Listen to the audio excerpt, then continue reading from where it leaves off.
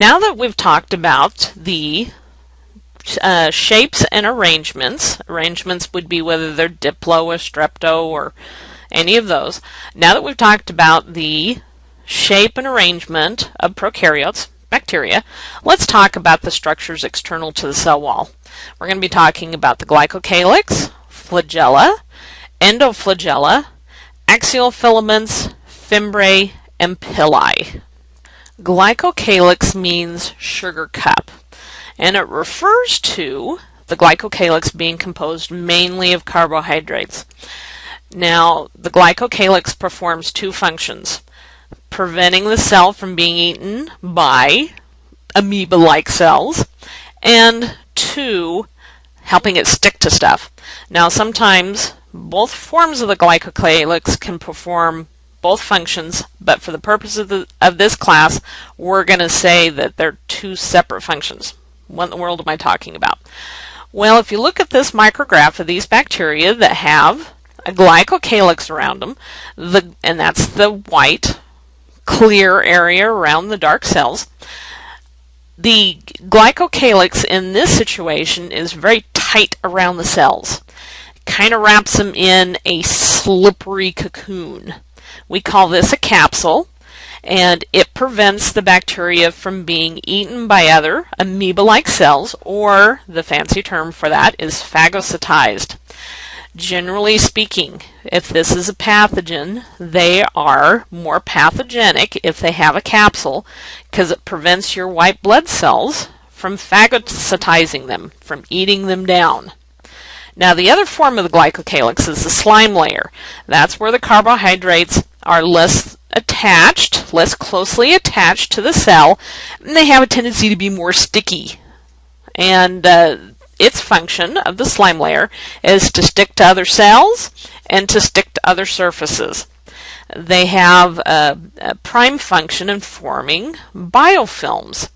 So in the morning when you wake up with tooth fuzz, okay, all of those bacteria that have been dividing throughout the night, they have been producing a slime layer that allows them to attach to each other and to your teeth. By the way, you might want to break out a toothbrush and bust up that lovely biofilm.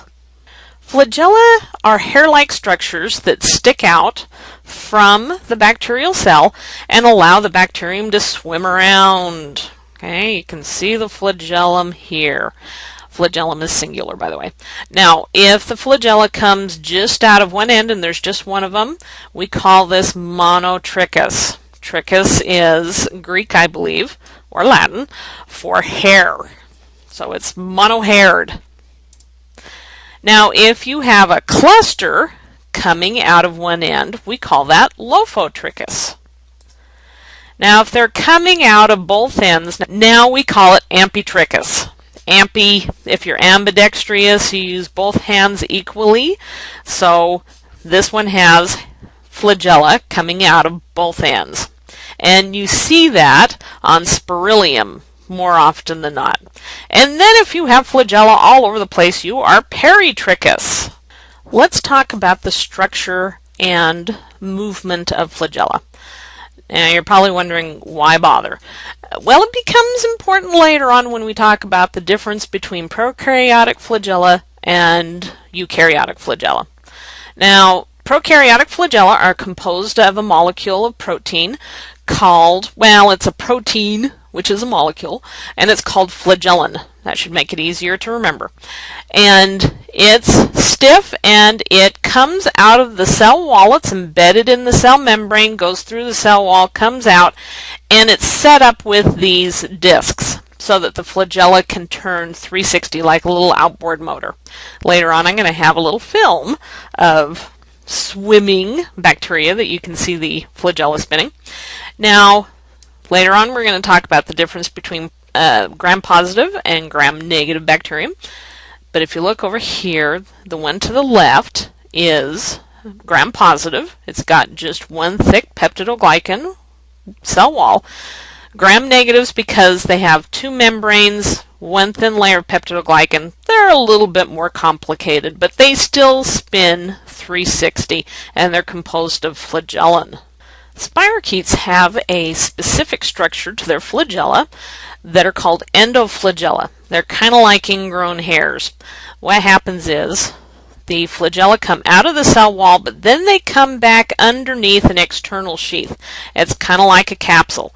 You'll notice on this micrograph you can see where they have both, where we've got both flagella meeting. You can see two of them. You can see just one right here. And we call this endoflagella. What happens is when the flagellum spins, instead of spinning just the flagellum, spins the whole cell. So when you look at it underneath the microscope, they go spinning through the medium like little corkscrews. And this is seen only in spirochetes. Fimbriae and pillae are both composed of a protein called pillin. That makes it easier to remember. And it used to be that the two terms, fimbriae and pillae, were used interchangeably. Now they're separated, mainly based upon what they do. Fimbriae are used to attach to other cells and to surfaces.